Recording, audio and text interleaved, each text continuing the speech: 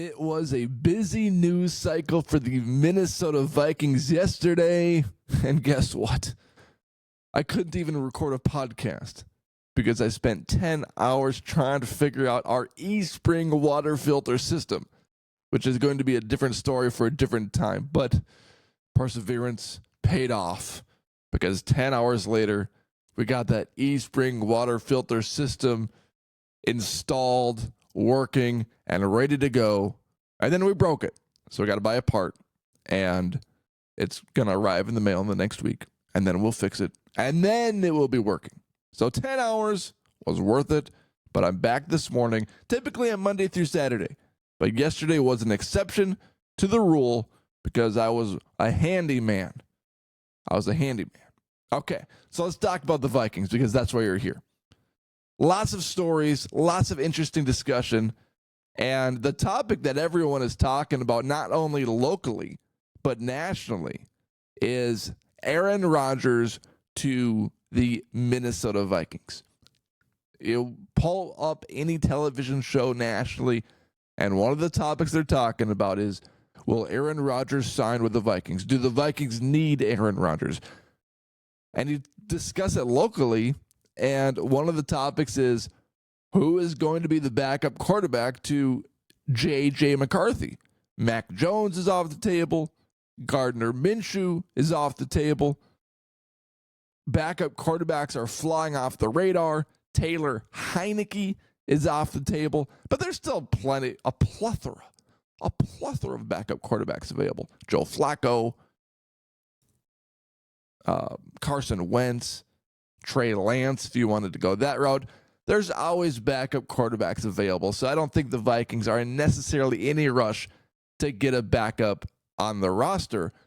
But it does make you question why the Vikings are taking so long to make this decision and to bring in a established backup quarterback, because they've been radio silent on this whole Aaron Rodgers thing.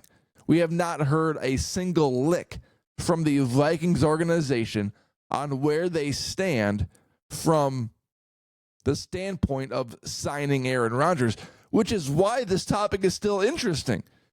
The Vikings could have completely killed this story 2 days ago and said, we're not interested in Rodgers. But they haven't, which is why the speculation has gone rampant and out of control, and why the speculation has a little substance to it. Why have they not come out and released or leaked information to local insiders saying, we have no interest in Rodgers, if there was none? So it does tell me that there is a conversation happening behind closed doors, because that's what Kevin Seifert reported on ESPN. I saw that. And nobody, Alec Lewis, Ben Gessling, nobody has mentioned that this story is dead. However, Paul Allen, a yearly guest on this podcast, a man of faith that I respect, the best radio voice in the NFL, sent out this tweet 8 hours ago. And he is technically a source inside the Vikings organization. He says, sticking by all I've tweeted and said 9 to noon, J.J. McCarthy should and will be your starting QB in 2025. And I wouldn't be surprised if we learn of it this kind of soon. If I'm wrong, I'll eat it, but nah. ... skull. So there it is. We hear from a direct inside source who has inside knowledge within that organization that McCarthy is the guy, QB1, entering the 2025 season. So it took the voice of the Vikings and host of 9 to noon from K-Fan to kill this story. And it's not officially killed yet, but it appears by all means, based on Paul Allen's tweet, that Aaron Rodgers will not be a Minnesota Viking. And let's just weigh the pros and cons of this situation. He threw for 28 touchdowns, 11 interceptions last year, which is pretty good statistically, especially on a team like the Jets that stink, fired their head coach 5 games into the season. But the downside of Rodgers on the Vikings is that the dude probably can't move very fast. The Vikings do have a cleaner pocket now that they added Ryan Kelly and Will Fries. You think about the advantages, he probably still has an arm. He probably can still sling it. But how much can Aaron Rodgers move in the pocket? How mobile is Aaron Rodgers in the pocket? I do believe that Rodgers wants to sign with the Vikings.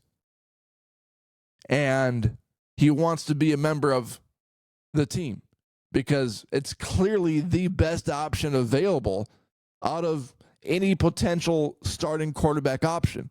I mean, Giants, really? Steelers, that's the second best option, but really? So I do think Rodgers wants to play in Minnesota. And it is interesting that the Vikings have gone radio silent on this whole ordeal and they haven't leaked anything. But Paul Allen, who has people and sources within the building, practically killed the story. Aaron Rodgers is not coming to the Minnesota Vikings this offseason, which was always the likely scenario. But because the Vikings have been so silent on the whole thing, it made speculation become a little true. It added substance to the speculation that everybody was talking about. Okay, story number 2. Cooper Kupp, officially released by the Los Angeles Rams, which I knew months ago was going to happen. I said on this podcast, the Vikings are not going to have to trade for Cooper Kupp, or is any NFL organization, because when Cooper Kupp announced that he and the Rams were parting ways, the Rams lost all leverage in that situation. So it didn't matter what teams were willing to give up for Cooper Kupp. They knew he was not going to be a Ram next year, so we're just going to wait until he's released to sign him and not have to forfeit any capital. So that was months ago. But it became official just the other day that the Rams have released Cooper Kupp, and there's multiple teams interested in Cooper Kupp. I saw the Packers were interested in Cooper Kupp.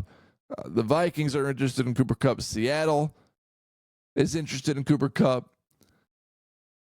Obviously, the Vikings have that relationship with Kevin O'Connell and Wes Phillips being a part of the Rams coaching staff and being a part of Cooper Kupp's Super Bowl winning season.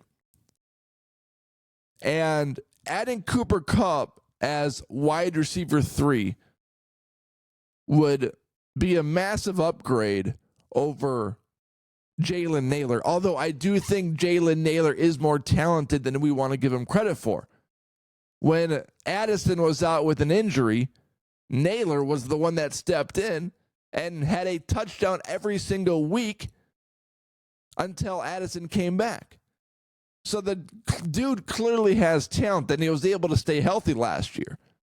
But signing Cooper Kupp to a 1-year, whatever $1 million deal that they can offer him and have him accept seems like the best case scenario from the Viking standpoint. But Warren Sharp, a NFL guru and a guy that studies analytics and whatever else, Cooper Kupp rank an ability to get open these last few years. In 2021, he ranked 15th out of 160. And this is per ESPN's player tracking data. In 2022, he ranked 71st out of 150. In 2023, he ranked 102nd of 153. And 2024, last year. He ranked 141 out of 159. Eesh. That is Cooper Kupp's rank and ability to get open. So as Cooper Kupp has aged, his ability to get open has decreased immensely. He's 31 years old, will be 32 by training camp. And I love how people say this. Well, he's not getting any younger. Obviously. Who is? It's so stupid when people say that. Cooper Kupp's not getting any younger. Oh, thanks. I appreciate that. That's very, that intel is amazing. And I wouldn't have been able to come up with that. But I think the theory is that you put in Cooper Kupp in a wide receiver 3 role, surrounded by Jefferson, Addison, Hockenson, Aaron Jones, not going against the best cornerback on the opposing team. And the belief is that Cooper Kupp could come in and make a tremendous impact on the Vikings roster. And we're not asking Kupp to come in and be a guy that gets targeted 100 times. That's not the role that he would play. And maybe that's why he would sign somewhere else, because he doesn't want to play a smaller role on a good team. Maybe he wants to play a big role on a decent team and try to get one more splashy contract out of the deal. But if he comes to Minnesota, he knows his role. They're chasing a Super Bowl, and he's going to be wide receiver 3. So it really depends on what Cooper Kupp wants, because both roles are available. He could go to Seattle, play a big role on a decent team. Could go to Minnesota, play a wide receiver 3 role on a team that could win the Super Bowl next season. And when he comes to Minnesota, or if he comes to Minnesota, he would be going against the 3rd best corner linebackers, and Kevin O'Connell would be able to scheme him open because of what the Minnesota Vikings have available. And you could just see it now. 3rd and 7, Jefferson, Addison going deep, cross routes, and you got Cooper Kupp sitting underneath trying to find a gap in the zone or in the man defense. And that's the role Cooper Kupp would play on the Vikings. So hopefully the Vikings can get this deal done, because he would add invaluable experience to J.J. McCarthy, and he would just be another trustworthy wide receiver. The relationship's there. The question is, will the deal get done? And then lastly for the Vikings, Harrison Smith is coming back for another season. They restructured his contract. He'll make $10 million, only $10 million, with a chance to win $14 million in incentives next season. Harrison Smith, already going to be a Hall of Fame safety for the Vikings, is coming back, and he's at 36 years old. And his birthday is not until February, so unless the Vikings play in the Super Bowl next season, he won't be 37 until they play in the Super Bowl, which would be a great birthday present for him. Now, Harrison Smith, this is a tricky one because he's a Minnesota Vikings legend, and he's not getting any younger. He does have that experience that you love, and he has that familiarity with the Viking system, which is so good. But he's clearly not the player that he once was. But with adding Theo Jackson to most likely a starting role in the Vikings secondary, having Harrison Smith back there to guide him and give him wisdom on how to play the position is going to be valuable for the Vikings. Plus, with the Vikings adding these new pieces in Hargrave, Jonathan Allen, with boosting the defensive line and the front 7, having a guy like Harrison Smith in the secondary is going to be helpful. Because the last thing that you want is having weak secondary players with a strong defensive line so that, you just add an extra running back blocker, add an extra tight end to block the front seven. You prevent them from getting in, and the opposing NFL team torches the Vikings secondary. But here's some Harrison Smith stats for you these last few years. Tackles, 2024 he had 87 combined tackles. 2023 he had 93. 2022 he had 85. 2021, 114 combined tackles. That's incredible. And he was 32 years old at the time. You take a look at his sacks, because that's another statistic that Harrison Smith has been very good at throughout his career. He only had one last year. And in 2023, he had 3. I think they all came in the same game against the Bears. 2022, he had 0. 2021, he had 3. So he bounces between 0 and 3 sacks almost every single season. Fumble recoveries, last year he had 0. 2023, he had 3. 2022, he had 1. 2021, he had 1. You look at Harrison Smith and his ability, I guess that was forced fumbles. Okay, that's forced fumbles. But you look at Harrison Smith, and you're not paying him to be the player that he once was, or else he would be signing somewhere else to get $20 million a year like the best safety in the league did, signing with the Giants.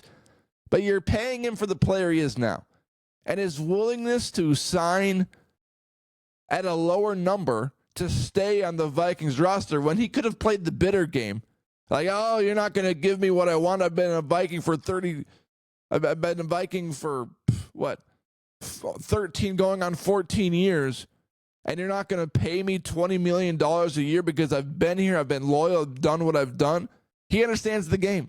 He's still getting $10 million a year with an incentive of $14 million. And he's taking another cut to stay with the same organization, which is special because you don't see that anymore. You see players get lowballed by NFL franchises, and in their right, a lot of people, including you and me, would do the exact same thing. You're not going to pay me what I'm worth, what I think I'm worth. I'm signing somewhere else. I've been here for 10 years, and this is how you're treating me? Harrison Smith has taken pride and ego out of this thing and signing for another lower contract than what he was supposed to be paid next year. The dude was supposed to be paid like $20 to $25 million. So he could have said, you know what, cut me, and I'll sign somewhere else, and I'll shove it up your ass when I sign with someone else. That's the mindset of most NFL players when they get lowballed. Not Harrison Smith. Hall of Fame safety for the Vikings. And that's what makes him special. His play in the field is sensational, and it is what it is. He's a Vikings legend, one of everybody's favorite Vikings of all time. See players stay with the one organization their entire career, even in the quarterback position. Tom Brady, Peyton Manning, best quarterbacks in the league move around. Aaron Rodgers. So to see Harrison Smith stay with the Vikings throughout his entire career is special. I think even Ed Reed. Remember Ed Reed? Baltimore Ravens. Did he retire with the Ravens? I thought he played with the Eagles 1 year at the end of his career. Yeah. Wasn't the Eagles. Played with Houston. Played with the Jets. Even Ed Reed from the Baltimore Ravens played a season with Houston and the Jets for his final year. So to see Harrison Smith, a legend at the position, stay with the Vikings shows you what kind of man that he is. And it's cool. It's cool that he's back. Harry the Hitman's back. All right, the last story to touch on. The Minnesota Gophers fire head coach Ben Johnson with a news release at 1 o'clock in the morning, officially 1:19 in the morning. the men's basketball X page shares a tweet saying, Director of Athletics Mark Coyle announces head coaching leadership change. Wow. And I'm going to keep this short. The Minnesota Gophers program is not going to be any better unless they fix their biggest problem, paying players and getting a better arena that attracts the players. I said this the other day, but I'm going to say it again. Why does Madison, Wisconsin get the best Minnesota athletes? What's special about Madison? Why are they attracting all the players? Well, obviously they can recruit. And there's something about their facility, something about that program that attracts Minnesota athletes, because every single year,